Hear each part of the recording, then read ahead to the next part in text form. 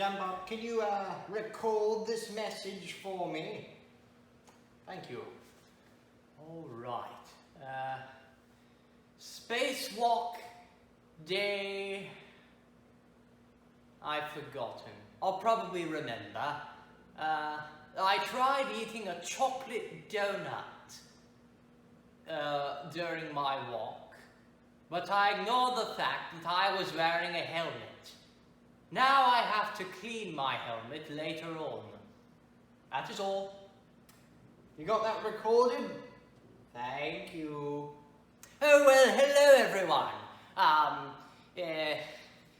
Well, as you can see, I've had a little bit of a mishap.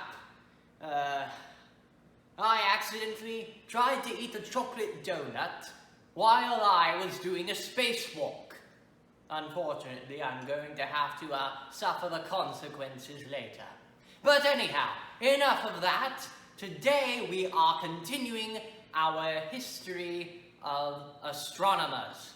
And today we're going to look at a particular French astronomer named Pierre-Simon Laplace.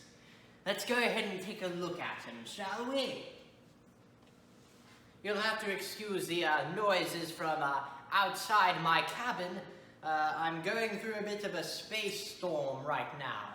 So, please excuse all the noise. Now, Pierre-Simon Laplace was born in the French town of Beaumont and Arges on March 23rd, 1749. Throughout his life, he made many contributions as an astronomer and mathematician. Mathematician. Oh dear, my tongue is getting fumbly all of a sudden. But anyhow, of course, Laplace was of humble origin. Being the son of a peasant farmer, Laplace was thankful enough to receive support to enter Beaumont's military academy due to his mathematical ability at a very young age. And of course, he took this mathematical ability and sort of grew it over time, and attention was brought to space. And of course, he read about many astronomical discoveries from the past, such as, of course, Galileo and Tycho Brahe and Kepler and all of those great astronomers up to that point. But throughout his studies, he really did bring some interesting points in astronomy. He is, of course, known for suggesting the theory of gravitational motion in the movements of the planets. Now, at this time, the 18th century, Sir Isaac Newton developed his theory on motion and gravity.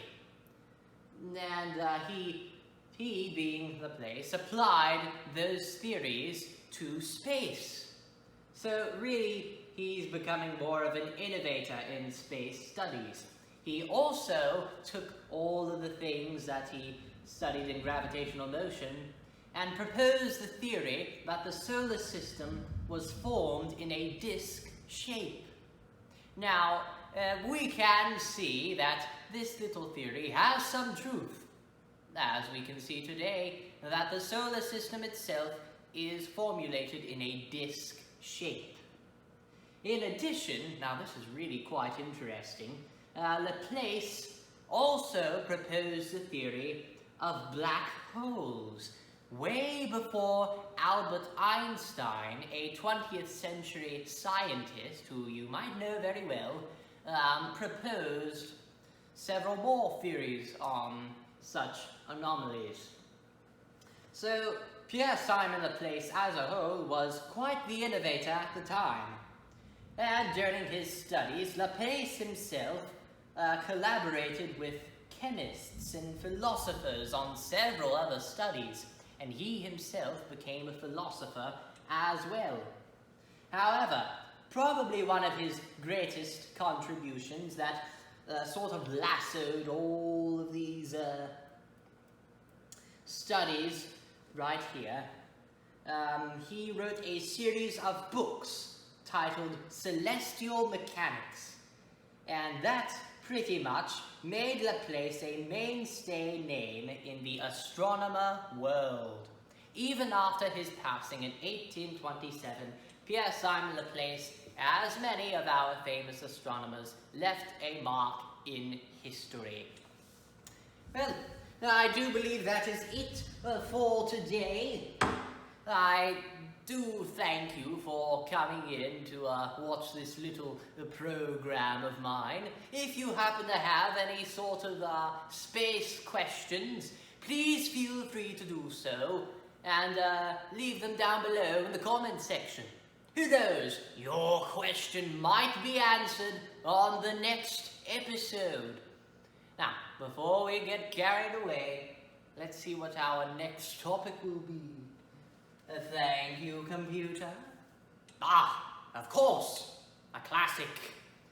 So next time on Dr. Phineas Cortex's Spaceship Fleet, we will be looking at Sir Arthur Eddington.